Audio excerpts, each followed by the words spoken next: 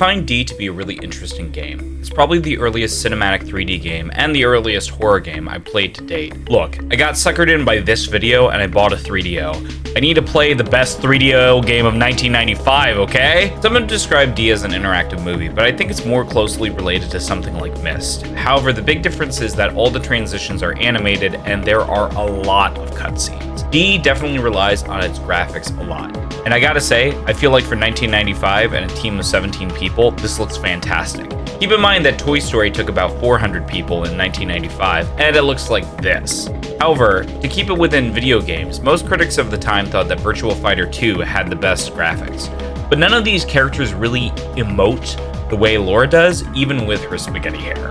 But enough about graphics, let's talk about the gameplay. You walk around with the D-pad. It can be kind of confusing at first since you just go forward to random spots on the floor and it's not always really apparent where you can turn. As a first-time player, I would have appreciated a small room minimap with these paths and stops mapped out, but I feel like the lack of the HUD is a deliberate choice, and it definitely adds to the immersion. At these stops, you can sometimes interact with objects using either the singular game button, or you can open up your inventory with either the shoulder buttons and use an item from that. I have no idea why the shoulder buttons were chosen for the inventory instead of another face button.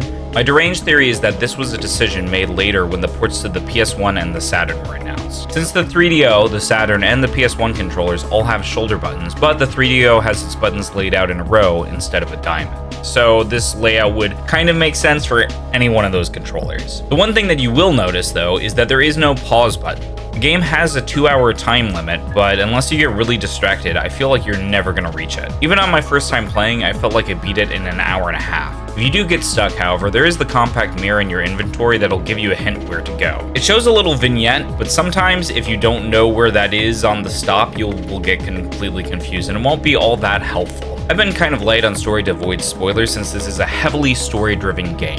The premise is simple, but it also makes little sense. Laura's dad is a well-respected doctor who goes crazy and starts shooting up the hospital. Laura drives over and the police decide to let her go into an active shooter situation.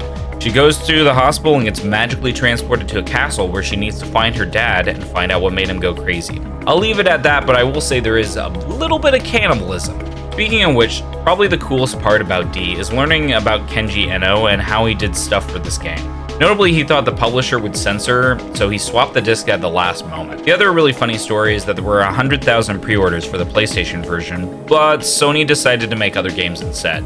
They told Eno that they had manufactured 40,000 units, but ultimately only 28,000 were made. Eno was so pissed that he decided to never publish a game on Sony platforms ever again. All that being said, should you play D? I think it's definitely worth a playthrough if you get the chance. It's short and sweet, but since the puzzles are static, you probably won't be playing again after that. Well, I hope you enjoyed this ramble of a video. If you want to catch me playing retro games live, I'm on Twitch. I'll see you guys later. Bye!